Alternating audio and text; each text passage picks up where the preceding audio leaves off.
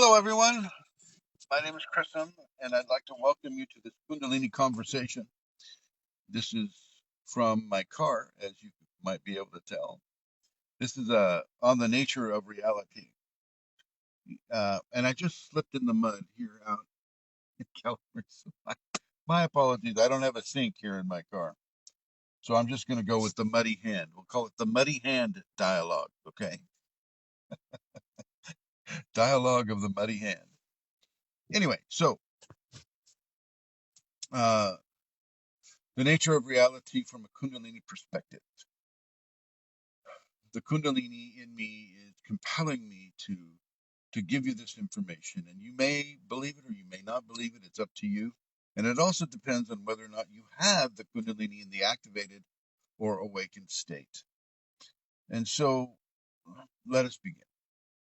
In order to achieve certain levels of karmic balancing, we are inserted into a reality, a specific reality that other people agree with or that are also living in a similar way. Uh, so we all, for the most part, except for people that are colorblind, we can all see the color blue. We can all recognize the color red.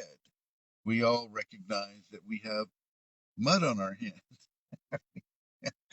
We recognize that this guy's wearing a beard, and we all have different levels of reality uh, understandings based upon our current sociological patterns of reality. Okay, so a lot of these patterns of reality will be shared, and so this sharing allows us to interact with each other, and it allows us to come into an opportunity for karmic redemption by sharing these realities.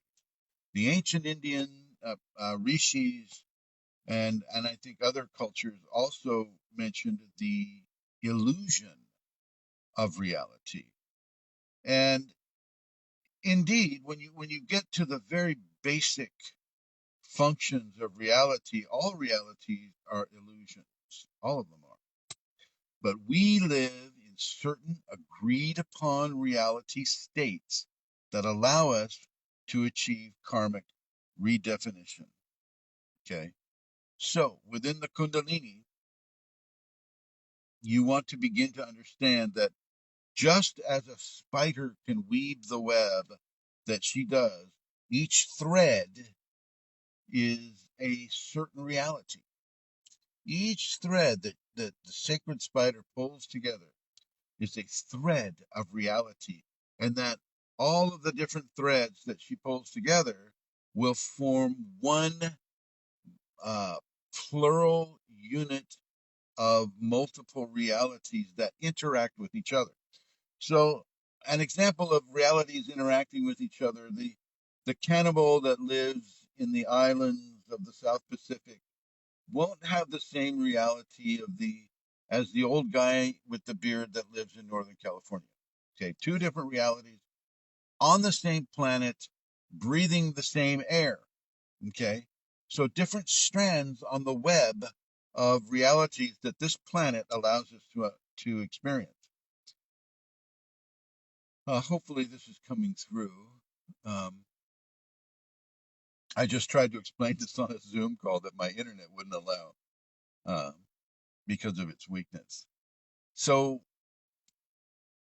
as we live these different realities, these different strands on the web of realities that our planet provides us, you need to begin to understand that the Kundalini will bring them together, which is why a lot of the people that are experiencing Kundalini will have a shamanic experience with the Kundalini. They will see the giant spider, or they will feel the wolf inside them, the tiger within them, the lion, any of the Kundalini creatures that will come from a shamanic background. Shamanism is the oldest religion. It goes back to primeval survival states of living in the caves and the development of society comprising of different family units living together. Okay, it's the oldest religion, and and it's as strong today as it was back in the day. Just not as many people. Well, I don't know. A lot of people still use shamanism. A lot of primitive people, what we call primitive, still use shamanism, and it's a very, very, very effective means of living a life within the conduct and context of karmic redemption and Kundalini stimulation. But you can do this as a Buddhist, you can do this as a Christian, you can do this as an Islamist. You can use these modern religions as a way of karmic definition as well. So you need to understand that in the shifting realities that are currently enveloping this world due to the worldwide illness that is currently upon us, what you want to remember is that Kundalini is the entire web, the total web. Kundalini and the spider that's created it, the divine Shakti, is pulling together certain threads in order to create a reality that will test your abilities to manifest karmic redemption within these converging realities. And the karmic redemption is often offered to us within uh, the expression of fear or stress or fear of loss, want of gain, these types of concepts. Um, as I said on the Zoom meeting, we are beginning to lose our confidence in our institutions because of the failure of these institutions to give us accurate information that affects our health. And if you don't have your health, you have nothing. You have nothing. I don't care how wealthy you are. If you're a quintrillionaire or, 100 billionaire, if you don't have your health, you don't have anything. And the authorities that we have used to plot and chart our health care have been failing us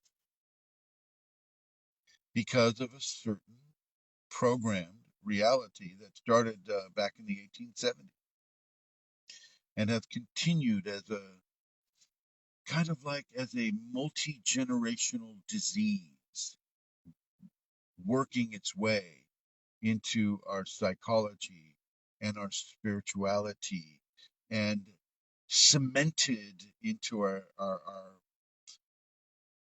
souls by virtue of bloodshed and death and sacrifice. Okay, these realities are now coming into a level of fruition. They're starting to bloom. And I want you to look at how you accept it.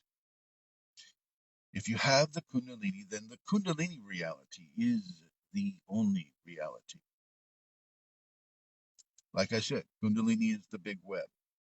All of these other mini or miniature realities that are fighting for dominance right now in this world of I'm trying not to use the C word, COVID. In this world of migrating and developing healthcare issues, uh, Kundalini is the main thing to ground yourself in. Kundalini, you ground yourself in the unity of all the different realities that are expressed through the many strands on the web of life on this world that the Kundalini has created. You do not need to go into fear. You need to go into trust. Trust in the reality that Kundalini is bringing you into in these times of shifting, emotional and panicky types of realities that are trying to dominate your awareness. Take care of yourself. Make sure you have a food supply, a water supply. Make sure you have some things that are related to survival. Get one of those life straws. Um, take care of yourself. Take care of your loved ones. Do everything that you can do to honor the the chalice or the cup of grace that you are. Okay, you need to stay alive in order to express Kundalini into this world. More and more and more people need to have the Kundalini activated in order to turn the tide of some of these realities that are causing people to have so much distress and healthcare failure. You need to trust the Kundalini for your health, not some monkey wearing a stethoscope and armed with with a needle. You got to understand that the medical community is just really a bunch of monkeys like we are. We're all monkeys on this world. Smart monkeys, different colored monkeys. We all have the primate within us expressing through us. And even though that doctor is going to be doing heart surgery in the morning, well, the previous evening, he's out at the bar shooting down whiskey. Okay, just because you've been placed by society in a high position doesn't mean that your psychology and your mentality is also in a high position. Okay. You need to understand this, and this is why you need to trust the Kundalini more than anything of human nature. You trust your grace, and you trust your grace within these shifting realities that are currently exploding across this world. You don't need to be in fear. You don't need to panic. You need to trust. Trust your grace. Thanks for listening.